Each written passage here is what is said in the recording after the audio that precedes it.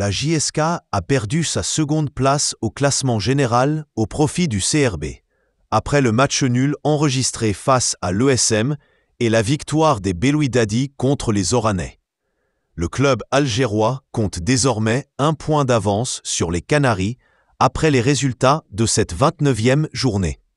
Les Kabyles nourrissent des regrets, car ils pouvaient repartir avec les 3 points de Mostaganem. Malgré un pénalty accordé puis annulé après intervention de la VAR, les Kabyles ont eu des occasions nettes, notamment en seconde période. Cependant, il faut reconnaître que les Canaries n'étaient pas à la hauteur en première mi-temps, dominés par les locaux. Les Canaries n'ont plus leur sort entre leurs mains pour cette seconde place. En effet, ils devront impérativement battre l'ASO et espérer un match nul ou une défaite du CRB à Agbou pour s'emparer de la seconde place. En plus de leur mécontentement face aux nuls qui ne favorisent pas leur club, les dirigeants kabyles étaient en colère contre l'arbitre Gamou, qui a officié ce match.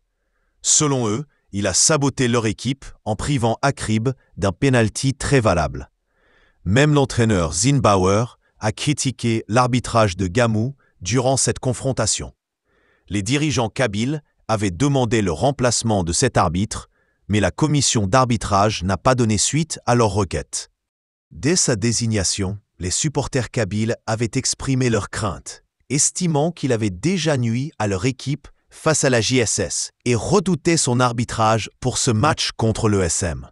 Finalement, les supporters considèrent qu'il avait raison et que Gamou a saboté leur équipe lors de ce match décisif.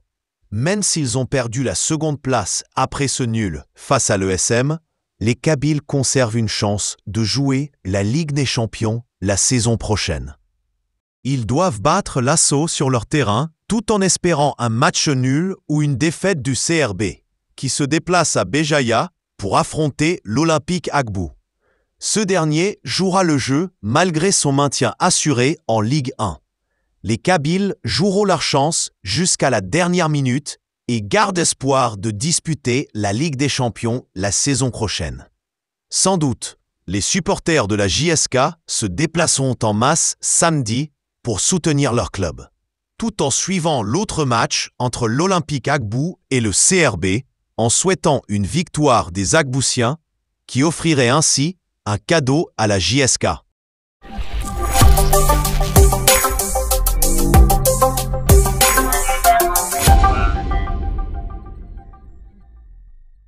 Surclassé par le CR Belouizdad, qui s'empare de la 2e place du championnat avec une option favorable vers la qualification à la Ligue des champions d'Afrique suite à sa victoire face au NC Oran, la JS Kabylie, contrainte au partage des poids avec l'ES Mostaganem, s'insurge contre l'arbitrage qui a, selon le staff technique et les dirigeants du club, privé les Canaries d'un pénalty indiscutable.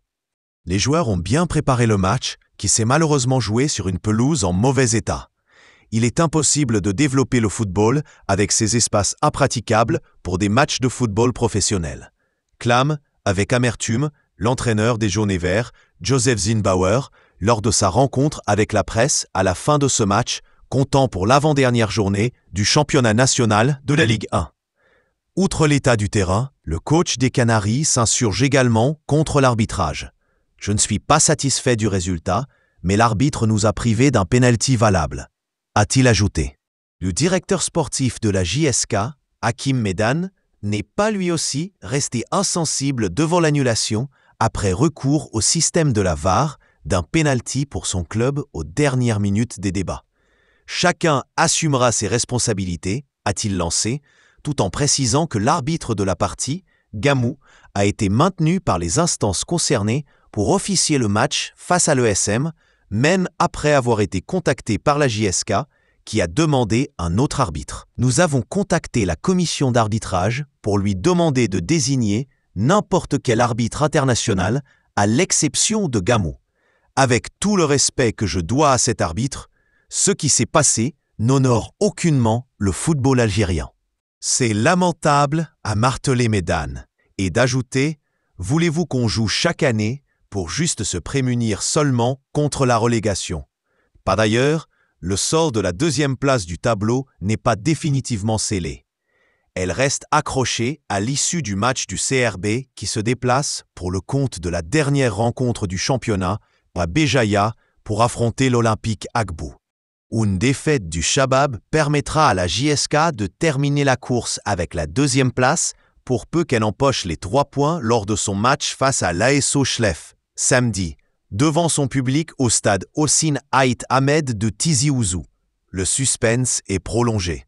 Alors que la fin du championnat approche à grands pas, la pression est à son comble pour plusieurs clubs engagés dans la course à l'Afrique.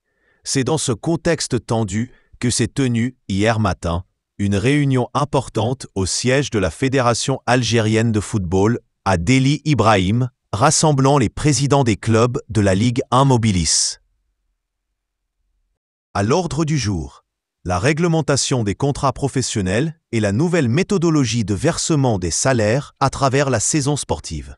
À la sortie de cette rencontre, des responsables et des présidents se sont exprimés devant la presse, à l'image de Rachid Rajraj et Walid Rabi, qui ont abordé en détail les points discutés et les décisions prises. Naturellement, tous les regards se sont ensuite tournés vers le président de la JSK, Ould Ali, dont la présence à la réunion n'est pas passée inaperçue.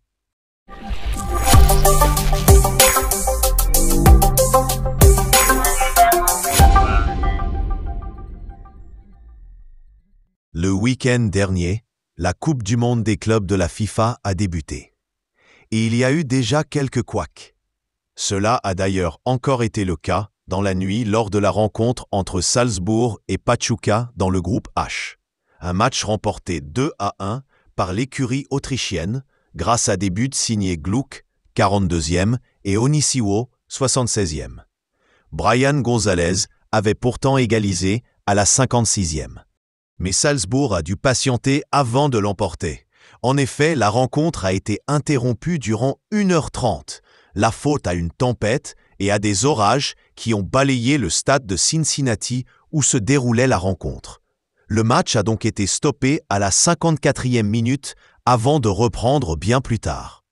Après le match nul concédé face à l'Inter Miami, Al Ahly devra se relancer cet après-midi. Pour ce faire, une victoire est obligatoire. Dans ce groupe A, tout est encore ouvert. Toutes les équipes sont à 1 point. La rencontre s'annonce donc serrée. Al Ahly, diminué par 3 forfaits, pourra compter sur son gardien pour parer les offensives brésiliennes. Mais les joueurs de José Rivero doivent être plus efficaces en attaque pour éviter les erreurs du premier match.